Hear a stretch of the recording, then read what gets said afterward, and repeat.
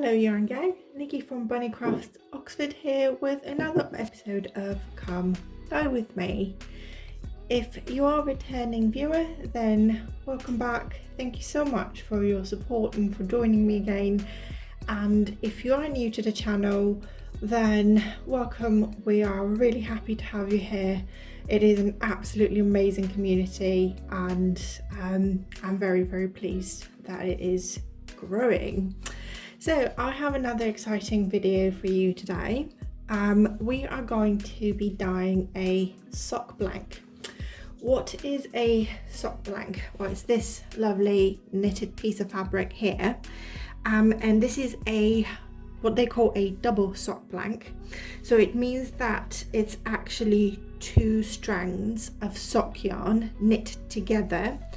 And you'll end up, once you unravel this, you would end up with two equal balls of 50 grams of sock yarn.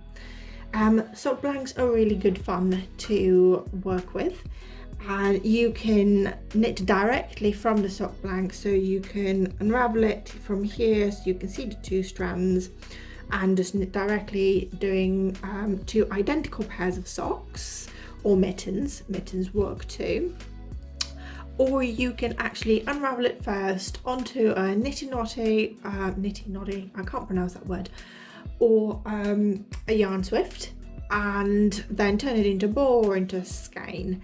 One thing to bear in mind is obviously because this is knit and you see the stocking knit on one side and then the reverse on the other, when you unravel it, it will be crimpy. It will literally look like those horrible hairstyles that we first, I think, had in the 80s, and then they came back in the 2000s, where it looks like super noodles.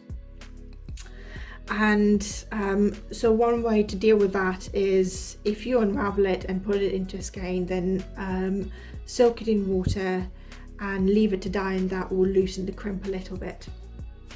But so what's really fun with this is you can dye repeat colorways, and or you can dye just any sort of random colorway. You can literally just go absolute Picasso on this and just splotch color everywhere. And you know, or is it Pollock? I think it's Pollock actually that does that. I'm not very good with art things. Yeah, I'm not very arty in terms of the history of art and artists. Anyway, whatever you do with it, because it is double stranded, it means that you will still end up with two even identical pairs of socks or mittens or whatever, you know, repeating pattern in the yarn. One thing to bear in mind again is when you're dyeing this as it is directly like the sock blank, because it is knit, you are going to get a natural point of resist where the stitches come together, and that means that when you unravel it, you will actually have a sort of reverse speckling almost, or a moral look where you will have the white where the resist is and the dye didn't penetrate. And it is really pretty. And what I will actually do at the end of the video, and this is why this video will probably take a little bit longer to to film overall, so I don't know when you'll get it and get to see it, is I will, once it is dry, I will unravel it into two equal skeins. You will be able to see the effect, and then I will actually knit a pair of socks for myself or for Tom. I haven't decided. It depends on how pretty this is and whether I can bear to part with the socks. To be fair, I wear hand knit socks more than he does. He gets very warm, so he doesn't really wear them very much. And while it does get cold in England, it doesn't get that cold very often. Not counting last weekend when it was so cold that my boiler pipe froze and we had no hot water and no heating during the coldest part of the year. But oh well. Right, another thing I want to say is I'm really sorry for the shadows and the light not being great. It is incredibly grey and drizzly and horrid right now because it is February in Oxfordshire, and Oxfordshire is part of the Thames River Valley, and it means that we do have a bit of an interesting climate. Anyway, what are we doing today? So today we're actually going to use up some dyes that we made up for a previous project. I don't know whether this video or the previous video will come out first. We'll see, because I'm shooting them all at the same time. And I love the colours so much that I thought I would absolutely love to have socks in these colours. And we're going to stripe the yarn. And this is why I've spread it out here and I've bunched it here. I pre-soaked this for about a couple of hours. I first started with no acid in the water because I was soaking up the yarn as well, that I needed to have no acid in it. After I took the other yarn out of the pre-soak, I added a tablespoon of citric acid, tablespoon and a half if I'm completely honest, to the pre-soak water. So there is acid already in here. We're going to be adding more liquid to this. We're going to pat it all down, hopefully give this all a chance to absorb.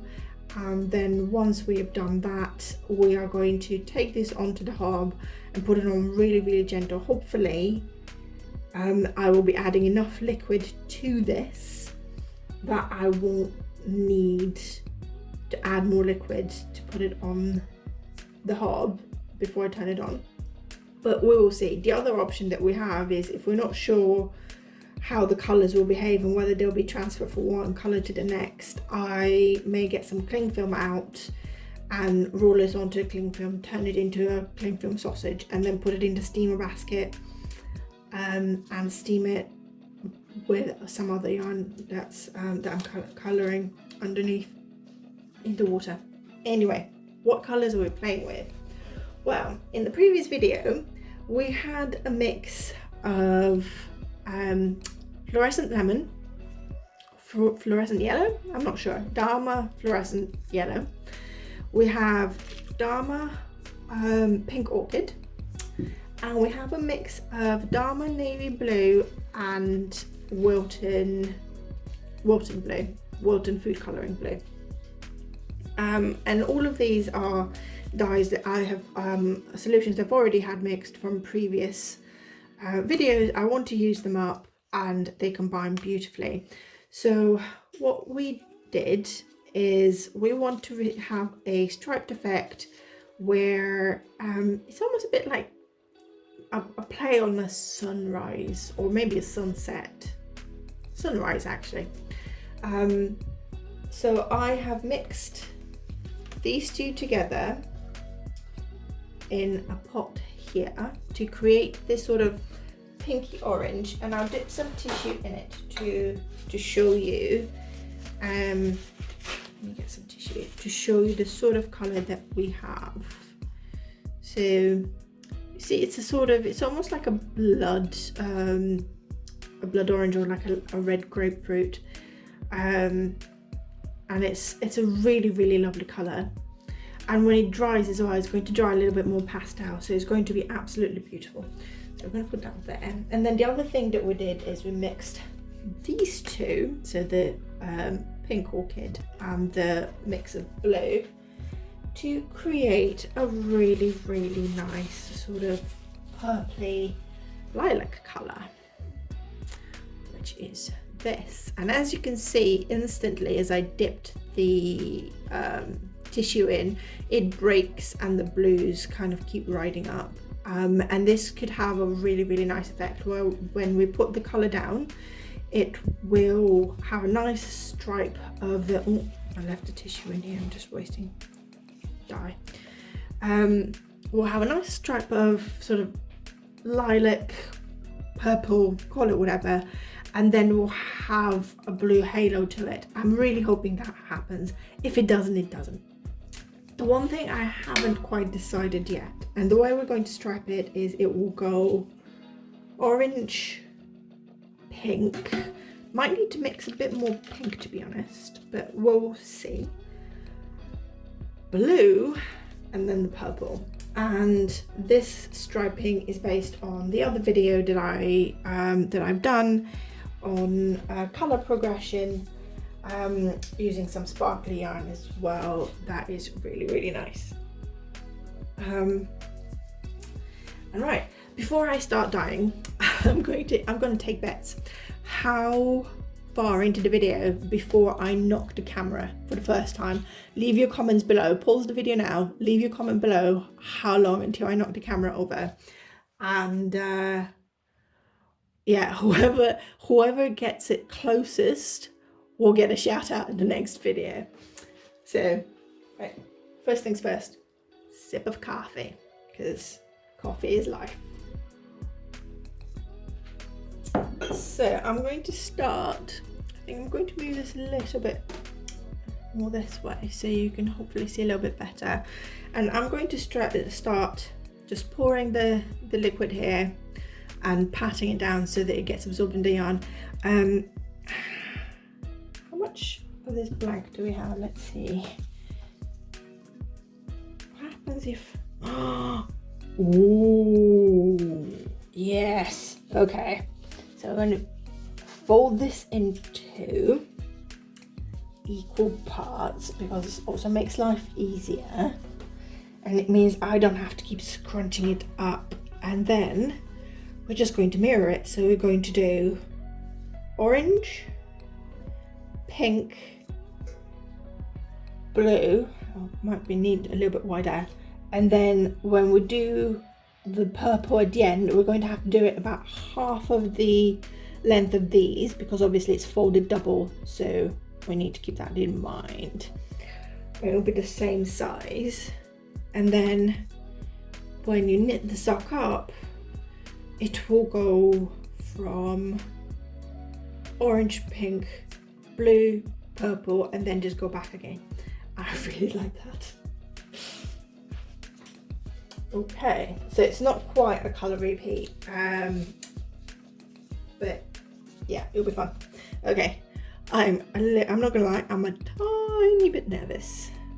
Let's see, 1, 2, 3, 4, 5, and 2. We've got 4 colours. So 1 and 2. I think I'm going to, yeah, I'm going to do it here. I'm going to do me a line.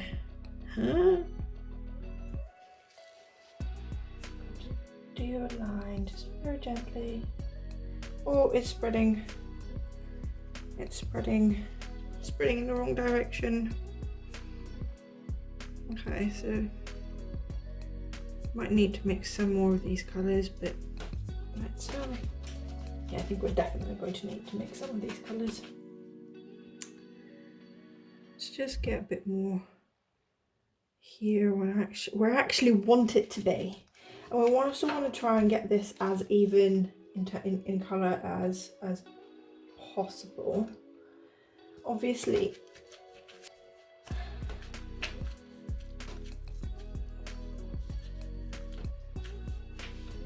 just patting this down. Patting this down. How far did it go? Oh. Okay. So I think what I'm going to do is I'm going to leave this for now, and we can come back and add to the colour. And when I squeeze the colour, the water that's actually coming out the yarn is pretty clear, which is good. So next one that we're going to do is we're going to do pink. I definitely do not have enough pink in here. And the other thing as well is these bottles drip. There was a lovely lady whose name escapes me right now. I will check it and actually add a comment about it when I edit the video. Oh, 14 minutes and 35 seconds. Whoever guessed 14 minutes and 35 seconds and the first time I knocked the camera over, congratulations. Okay, so these bottles drip. I completely lost my train of thought. I'm so tired. I mean, we're all tired. we're having a crappy year, let's face it. So we're all tired. Right, I need to stop clicking with my tongue. What am I doing? Pouring. Bottles leak. So if I was just to use this drip, it may drip where I don't want it to. So I'm just going to open the bottle up and control it this way, or hope to control it. So yeah, and as I was trying to say and got distracted by my own self, there was a lady that left a comment with some bottles that she uses. They're actually not drippy, and I'm going to buy them next payday, but I will need to wait for payday to come over. Yeah, definitely need to mix more of the pink. Let's give it a dab. Dab.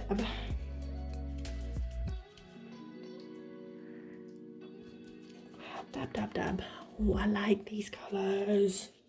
Absolutely love these colours. Okay, let's just mix a bit more of the pink. So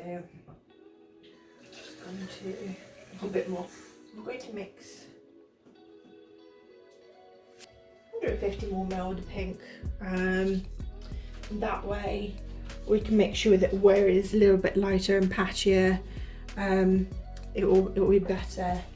So because I'm using dry powder, I'm just really quickly going to put the mask on because I do not want to breathe it in. Where did I actually put the pink?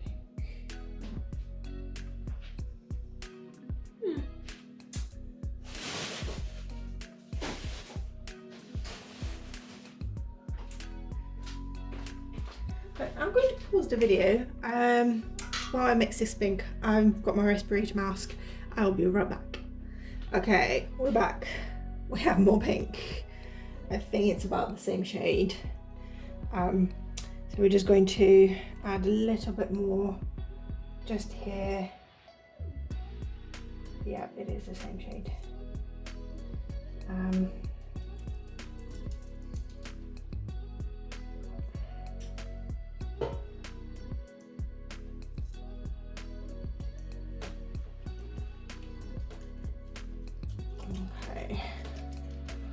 I think here, and it's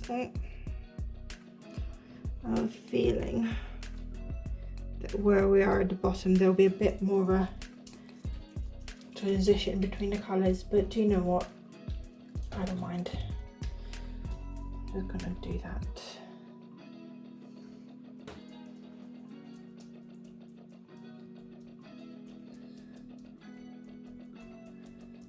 I should have put my gloves back on. I don't know what I'm doing. Let's wash my hands really quickly. Don't do as I do as I say. Make sure when you're working with acid dyes, your hands are protected. And when you're working with the powder dyes as well, like I actually did earlier, that you wear your mask so that you don't breathe in any of the particles. Always wipe your surfaces down really nicely after working with acid dyes as well, just to make sure that any particles that may have fallen to the surface are properly dealt with. Oh, these gloves are so hard to put on. Okay, blue. We'll see what happens with the blue. I don't think I'm going to mix. I'm just going to give it a bit of a shake. I have to like hold it with a towel because again, leaky bottle. Yeah, if we don't have enough blue, then we don't have enough blue. I think it should be okay there. I'm just going to start a little bit further away from the pink because it spreads. And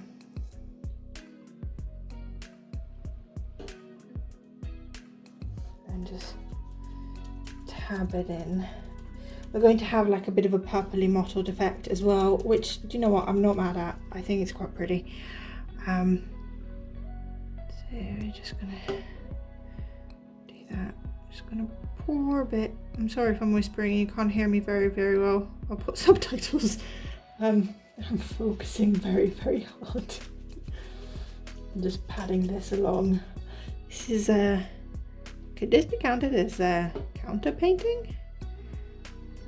I think what I'm going to do is basically use up the blue and then call it done. So I want a bit more on this side. Just dab, dab, dab. Dab, dab, dab, dab, dab. And the blue going over here doesn't matter because we have the pink and purple that we're mixing in. These colours look so pretty. Let me move this a bit this way so you see better what I'm doing at the top. So there's just a little bit here I want to mix. And I think the colours are probably mixing underneath. So this is a bit of a surprise project as well, because we don't know exactly how the colours will mix underneath. You can see it dripped as well. It's a good thing that I'm doing this one for myself and not actually planning to do anything with it.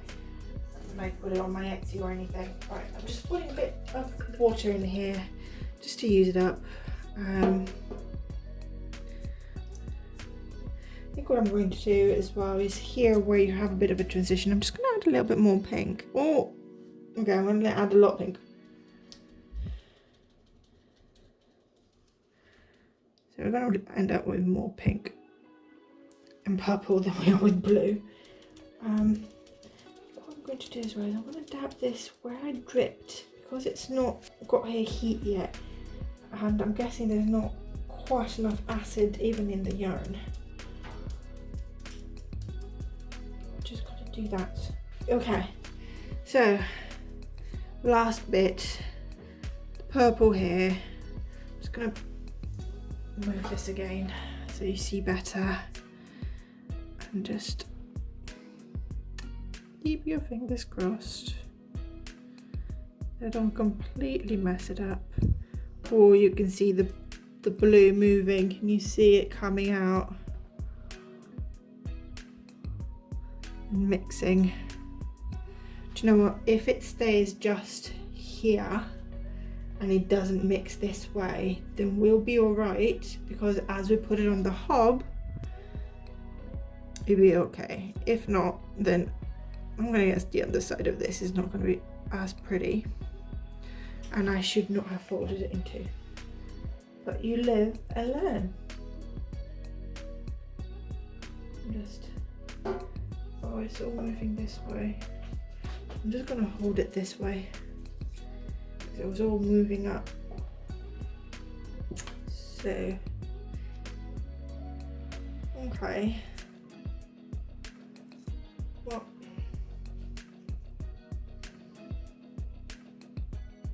I think what we need to do is put this on the hob, and I might just have to hold it. Let's just turn it over. Oh, that's okay. We're doing all right. It's not a complete disaster. I need to not touch the orange if my hands are blue. Okay, I know what we're going to do. We're going to turn the hob on.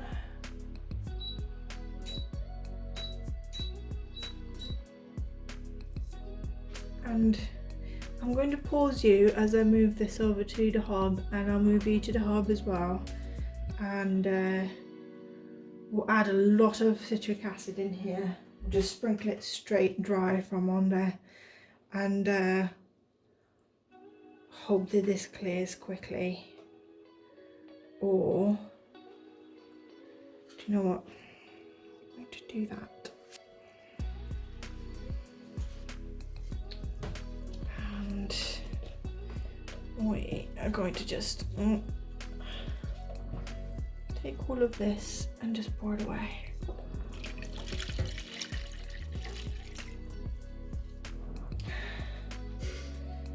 Okay.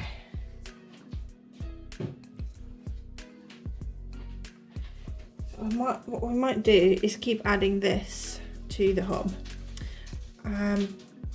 So I've moved it to the hob, and this is water with citric acid in it that I'm adding so that I don't burn the yarn. And this is going to shake, so I'm just going to put this in here, and I will get some more water and turn the hob down as well.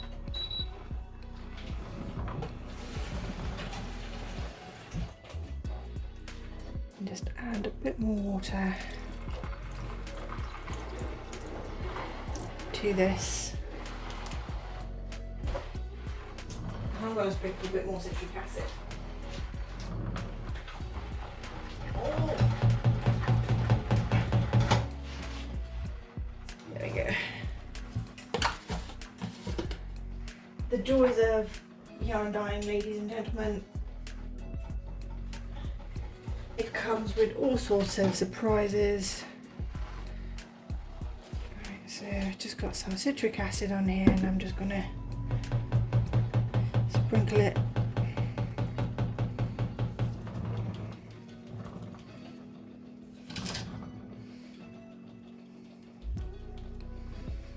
And then I'm going to add a bit more water. And I'm going to get my thicker gloves and put them straight over my blue gloves and just tap this. Well, this is already really, really warm, which is good. This is good. Okay. So what I think I might do is I'm going to flip this over to see what we have on the other side. And we have a lot of blue and not so much, well, we've got some purple here actually. So definitely getting a repeat colorway. There's just a bit more blue and purple in different ways, but do you know what? I am not mad, because this color, you can't see it very well. Let's see if I can, no. You'll see it when you try, but it's really, really pretty. I might be brave and just pour this little bit of purple just here.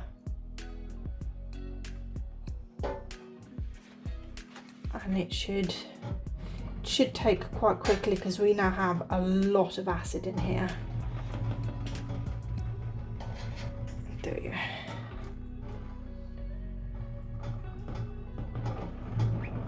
go. Okay. So we've got a bit of white left just in the corners. So to remedy that, a little bit of pink, a little bit of yellow,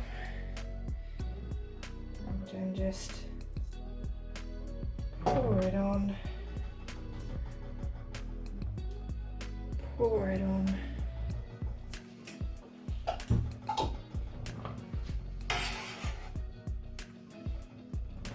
It's a sort of low immersion. Okay, so what I'm going to do is I am going to, this is some emergency surgery here, ladies and gents. I'm going to cover this. I might pour a little bit more water in a minute. I'm definitely going to turn the hob down a little bit more. I'm going to keep an eye on it to make sure it's bubbling here, just because this is where one of the hobs is. You can see the blue is taken, and the pink here is just going to take a little while. It won't absorb properly until it's cool, which is absolutely fine. We're just not going to move it and leave it to cool, and that's fine here, up here as well. So I'm going to cover this up, and then I'm going to leave it for 20 minutes on a very gentle heat. So I'm going to turn the heat down a little bit more. You can hear the other dye pot gurgling. And my sleeves are so wet. And yeah, we'll be back when this is dry. I will try and set up my Swift so that I can unravel this in front of you, and you can see the resist that we're going to get in some areas and the mottled look that we get. And then the final time I'm going to come back with this video, which is why it's going to take a little bit longer than normal, is once the socks are knit up. And I think what I'm going to do is I will have contrasting cuff hue and toe, and I think I'm just going to do it in plain white, just in bare yarn, because then I think these colors will really pop with just the bare yarn. So I will be back in a couple of days, and then possibly a week. See you later. Welcome back everyone. It's been a couple of days and our beautiful sock blank has dried. It's still folded up in the way that we dyed it. So if you remember, we put the orange, the pink, the blue, and then the purple, and then we had a bit of blending between all of the colours, which I'm actually really pleased about. And this just looks like a sunset to me, or a sunrise, either way. So what I'm going to do now is we've got some silver stellina from another yarn that's just kind of transferred. When I put this through the spin dryer, it unraveled a little bit already, so you can actually see what I was talking about when I said that when it unravels, it comes through as a crimp that looks like super noodles. Let me just spread this out so that you see the full blank. So you can see our color repeat going through, so that when we knit our socks, we'll go through all of these colors and then come back to the original color. Provided that our sock is long enough. I might do it with quite a long leg so that we get this. So what I will do now is, where it has started unraveling, I will move the camera, I'll pause this, move the camera, and we will wind this up on that infernal ball winder that I currently hate. And you'll know if you watched the color progression silver stellina video. I'll link that in the iCard if I remember. You will know why I hate this machine right now, because I'm filming this video right after filming the other one, so I'm still not friends with my ball winder. So I'm just untangling. I've got a bit of a knot. It's been a weekend of knotted yarn for me. Okay, let me pause this and move you into position. Okay, so we're ready. You can see my mats just off the corner here, and my fan. So I'm actually going to wind both strands together onto the ball winder, because what I'm going to do is something I don't normally do, but I will knit the socks together. I'm not going to knit them on one pair of magic loop needles like some people do, because I don't have a pair that's quite long enough. But I will have two sets of circular needles, and we'll knit them together. So I'll just knit a couple of rows from one, then knit a couple of rows from the other to catch up to the yarn. It's going to be a faff, but I'm doing this for you guys. I'm taking one for the team. If anyone knits from a double-stranded sock blank, please tell me how you do it and how you split the yarn. I have been so stressed because of this thing that I'm not going to try and like separate the strands or do anything like that. I guess I could have put them on the Swift first, but I've had issues with the Swift again. Refer to the color progression video. Anyway, I'm going to try and stand in a way that the light isn't too bad. I've got this way. This is the other end, which is also unraveling, so we'll just put this over here, and we're just going to go very slowly. And I don't mind that the yarn is crimped, so I'm quite curious to see how the strand will look, how the cake will look, but this is going quite quickly. I'm just trying to be very careful. Hopefully at the beginning my arm wasn't quite in the way. I will also speed this up and do a voiceover very much.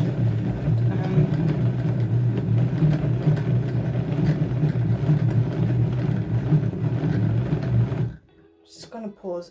Oh my god, look at this amazing colour.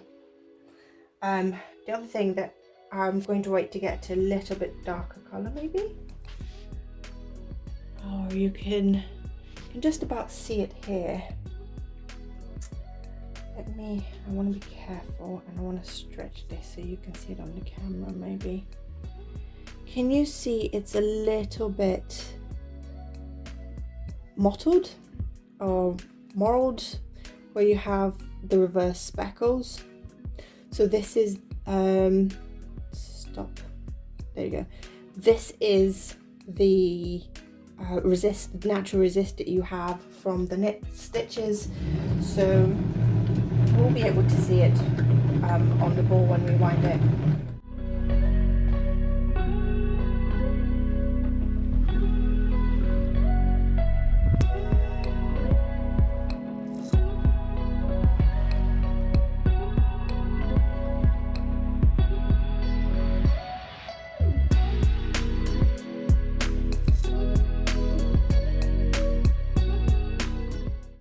There we go.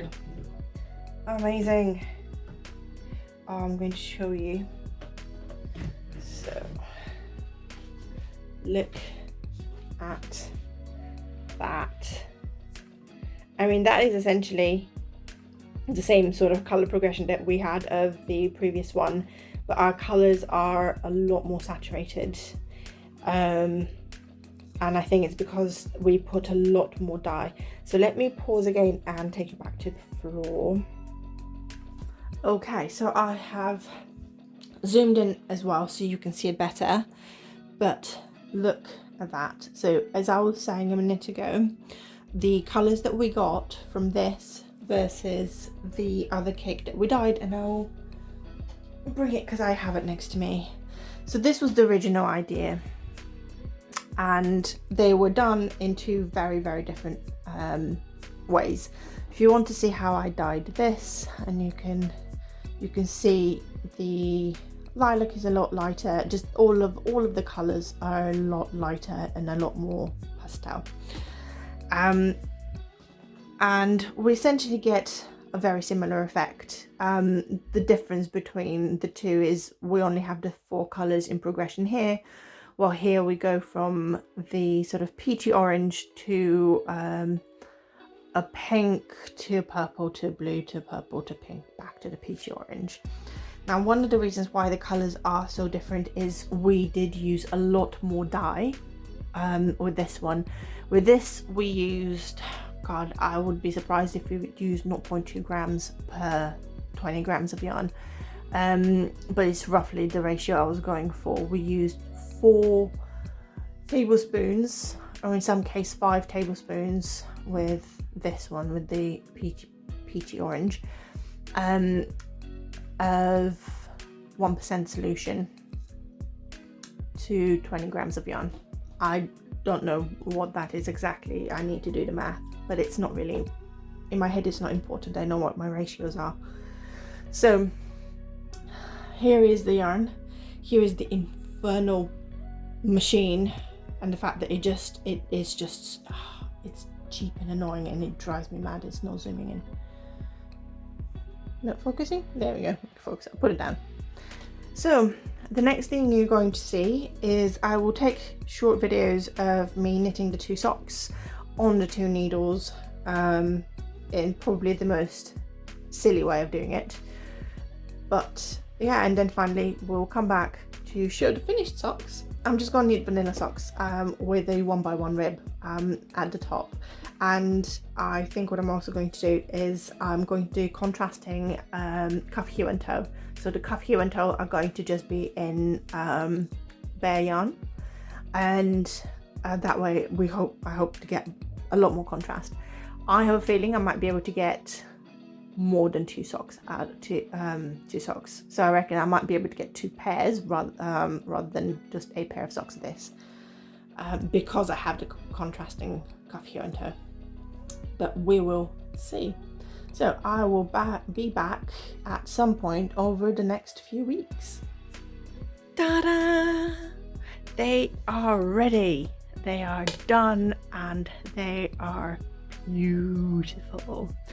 They're also really quite imperfect, and there is a video on Instagram that's gone out along with this video that shows why they're imperfect.